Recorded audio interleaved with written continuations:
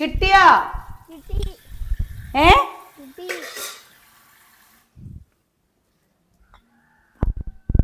ഒളിപ്പിച്ച് വെച്ചക്ക അങ്ങോട്ട് കൊണ്ടുപോവാ. ഏയ് തണുപ്പുണ്ട് ഇത്രേ. ആർക്കാ തണുപ്പില്ലാത്തത്? എനിക്കില്ലേ ഭയങ്കര ഇഷ്ടമുള്ളൊരു സാധനം കേട്ടോ ഇത്, സോഡ. എന്തിഷ്ടാന്നറിയോ? വെറുതെ കുടിക്കാൻ. സുകന്യേ വായോ. ഏ ഏ വെറും സോഡയല്ല കേട്ടോ, ജീരക സോഡ. എനിക്ക് ഭയങ്കര ഇഷ്ടമായി ഈ സംഭവം. ഏത് ജ്യൂസിനെക്കാട്ടിലും ഇഷ്ടമാണ്.